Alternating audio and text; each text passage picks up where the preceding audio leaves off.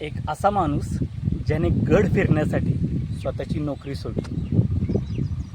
एक असा माणूस ज्याने 1 2 3 आठवडा 15 असं नाही तर तब्बल 60 दिवस या सह्याद्रीची पायी भटकंती केली.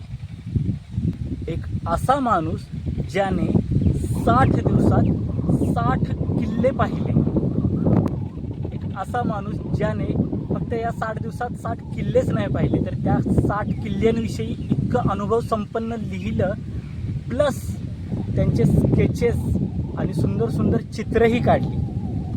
एक असा माणूस ज्याने फक्त लिहिलं नाही, स्केचेस काढलं नाही, तर त्याच्यावर एक सुंदर पुस्तकही बनवलं, ज्या पुस्तकाचं नाव आहे 60 दिवस सह्याद्रीचे.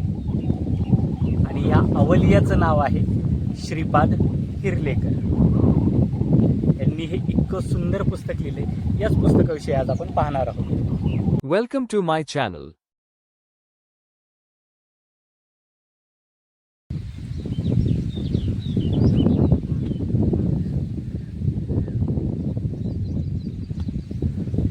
हॅलो, नमस्कार.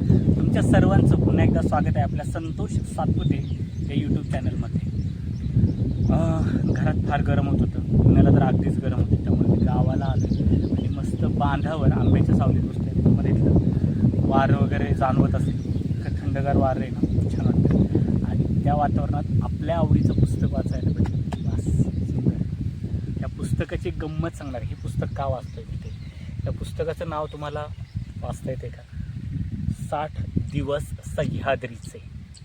काय आहे खास या पुस्तकाचं सांगू. हे पुस्तक इतकं पाहिजे तितकं ना लोकांपर्यंत पोहोचलं नाही, पण या पुस्तकाचा विषय, त्या पुस्तकाच्या लेखकाचे अनुभव इतके सुंदर आहेत ना. त्या पुस्तकाचे लेखक आहेत श्रीपाद हिरलेकर म्हणून. तुम्हाला जर कुठे मिळालं हे पुस्तक तर नक्की घ्या. या पुस्तकाविषयी विशेष काय ते सांगतो. आपण सह्याद्रीत हिंडणारी माणसं, म्हणजे गड किल्ल्यांवर हिंडणारी माणसं 2 दिवस जातो, 4 दिवस जातो जास्तीत जास्त. पण या माणसाने 60 दिवस सह्याद्रीत घालवले. आणि नुसते 60 दिवस सह्याद्रीत म्हणजे फक्त सह्याद्रीत नाही, तर सह्याद्रीत उत्तरपासून दक्षिणपर्यंत प्रत्येक किल्ल्यावर हा माणूस चालत गेलेला आहे 60 दिवस. किती आश्चर्याची गोष्ट आहे ना. आणि या 60 दिवसांसाठी त्यांना रजा मिळणार नव्हती, म्हणून त्यांनी नोकरीचाही राजीनामा दिला. बरं, ही नुसती भटकंती नव्हती, तर इतकी डोळस भटकंती होती. तुम्ही जर हे पुस्तक पाहिलं तर या पुस्तकाचं मुखपृष्ठ असू दे, कॅलिग्राफी असू दे, किंवा आतमध्ये इतकी सुंदर सुंदर चित्र आहेत ही त्यांनी काढलेली. ही भटकंती त्यांनी जवळपास 93-94 या साली केलेली. म्हणजे त्यांनी इथं तारीख दिलेली की 20 डिसेंबर 93 ते 20 जानेवारी 94. यामध्ये कुठले कुठले किल्ले फिरलेत. मांगीतुंगी, म्हणजे मांगीतुंगीपासून हा प्रवास सुरू झालेला आहे. मांगीतुंगी, न्हावी किल्ला, मुल्हेरगड, हरगड, सालोटा, सालेर, चौलेर, धोडप, रावळ्या, जावळ्या, आवंडा, पट्टा, वितन, कळसुबाई वगैरे इथपासून ते पार अगदी खाली आपण कोकणात, कोल्हापूरपाशी कोकणात आंबोली, हनुमंतगड, पारगडपर्यंत उतरतो ना, तिथं ही त्यांनी जर्नी दाखवलेली त्यांची. मी जवळून दाखवतो ह्या पुस्तकाचं. म्हणजे ते इथून उत्तरेतून जे निघाले तर प्रत्येक किल्ल्याचं त्यांनी दाखवलेलं आहे. आणि हे त्यांचे स्केचेस त्यांनी स्वतः केलेले आहेत ह्या किल्ल्यांचे. ही सुरुवात आहे. आणि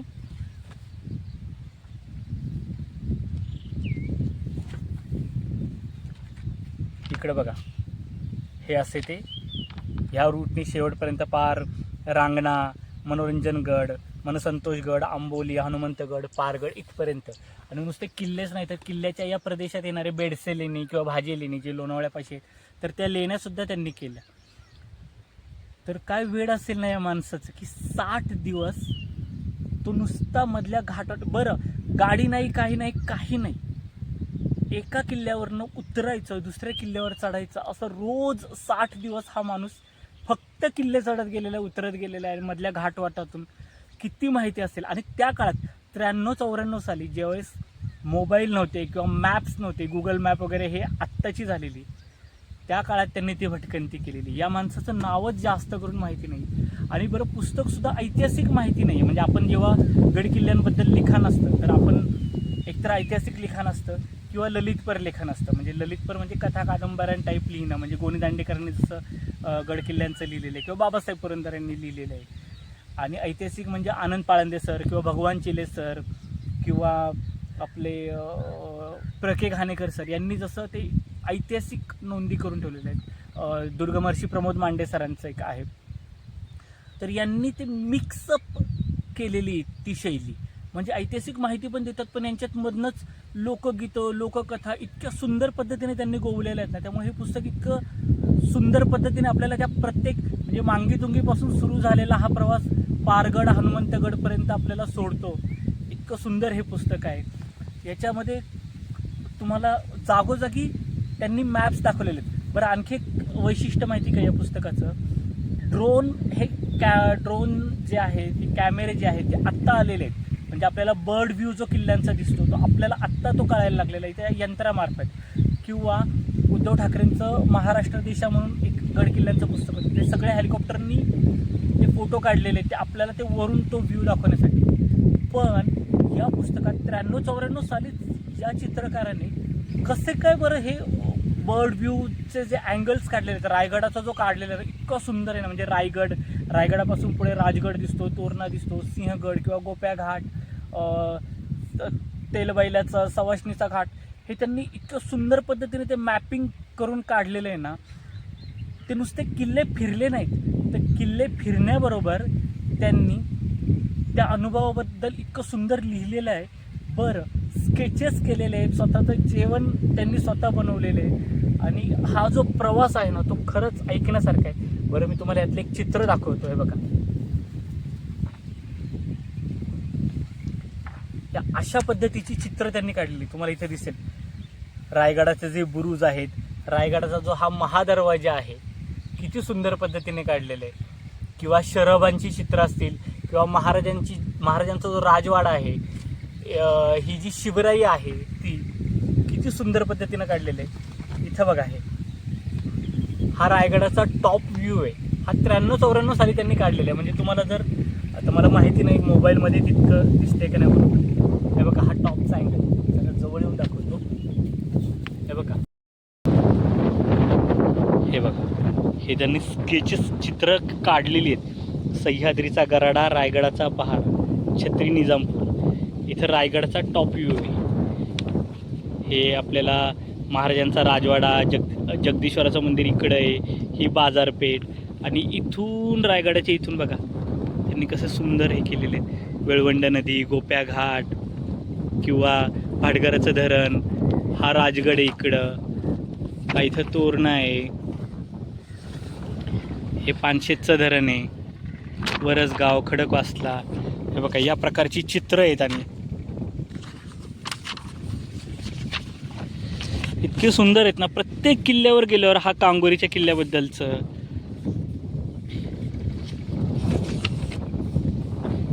ही मोऱ्यांची जावळी जी आहे त्यातलं चंद्रमहाल, मडीमहाल, चंद्रगड, ढवळ्या घाट, हे जे सह्याद्रीत फिरतात ना त्या लोकांना इतके ते अप्रूप वाटेल ना. ह्या असं देवदेवतांची चित्र, मंदिरांची चित्र.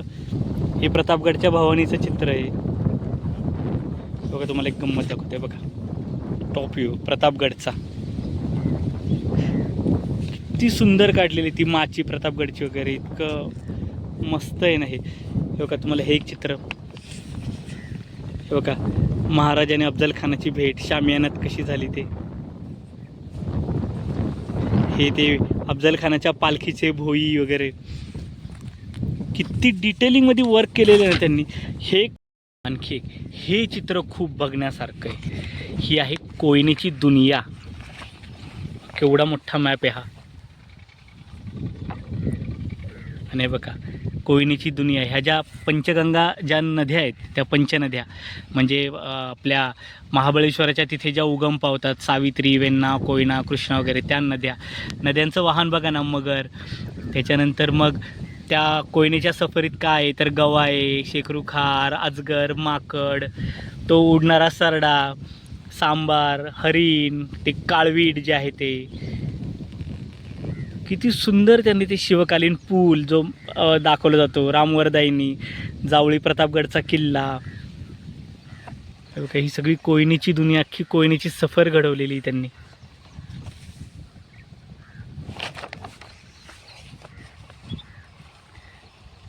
वासोटा, नागेश्वर, महिमंडनगड, कोयना धरण इथं दाखवलेलं आहे, कोयना धरणाची भिंत.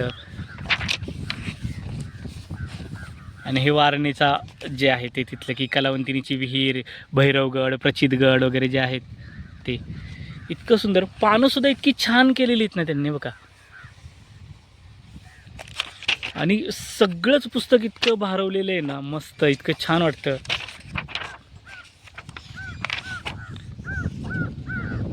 हे पुस्तक त्यांनी अर्पण केले त्यांच्या मातोश्रींना, आईला. त्यांच्या आईकडनं मला वाटतं की हा त्यांना वारसा मिळाला असेल सह्याद्री हिंडण्याचा.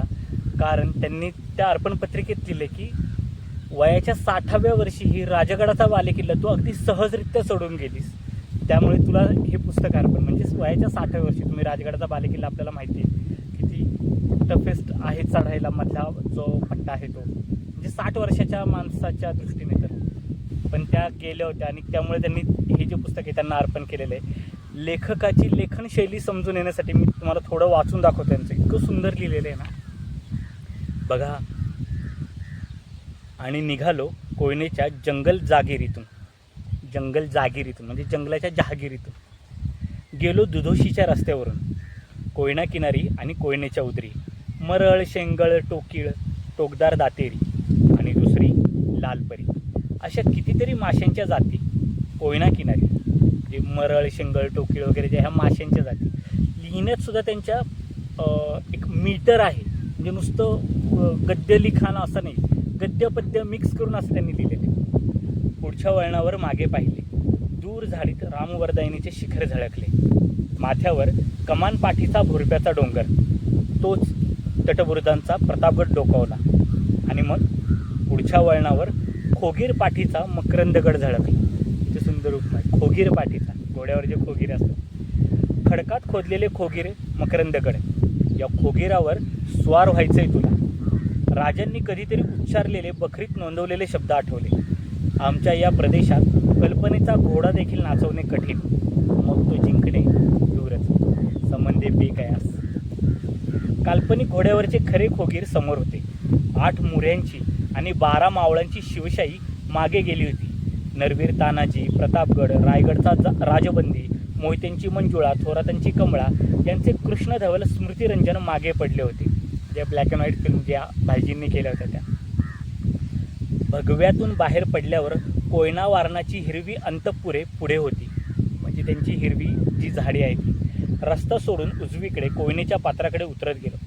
गर्द झाडीच्या बंदिस्तीत कोयनेच्या खळाळात पाय बुडावले. कोयना किनारी, कोयना किनारी. किती सुंदर आहे ना.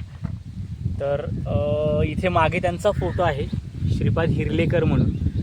आणि हे पुस्तक इतकं सुंदर. हे बघा, तुम्हाला हे किल्ले दिसतील 60 दिवस त्यांनी जी पदभ्रमंती केली प्रत्येक किल्ल्यावरती. आणि हे सगळी चित्र त्यांनीच काढलेली इथं. आणि एकही पान तुम्हाला असं रिकामं मोकळं असं दिसणार नाही. इतकी सुंदर चित्रशैलीत ना. हे बघा, पठारी, त्रिकुरमाला, वितनगड, कळसुबाईचं प्रत्येक पानावरती इतकं सुंदर त्यांनी चितारलेलं आहे. बरं, ही भटकंती करता करता, माहिती मिळवता अनुभव लिहिता ही चित्र केलेली त्यांनी. आणि ह्या पुस्तकाला त्यांना प्रकाशनाला खूप त्रास झाला. म्हणजे की अगदी प्रकाशकही मिळेना इतकं त्यांचं ते हे झालं होतं. आणि शेवटी त्यांनी हे पुस्तक स्वतःच प्रकाशित केलेलं आहे. आणि स्वतःच त्यांना असं बॅक सपोर्ट नव्हता, आर्थिक सपोर्ट नव्हता, पण तरी त्यांनी केलं. तर मला वाटतं की प्रत्येक भटक्याकडे हे पुस्तक असलं पाहिजे, प्रत्येक सह्याद्री प्रेमीकडे हे पुस्तक असलं पाहिजे. तर हे 60 दिवस सह्याद्रीचे हे कवर पण बघा ना. इथे एक माणूस उभा आहे, 60 दिवस सह्याद्रीचे हे डोंगरात कोरलेलं आहे.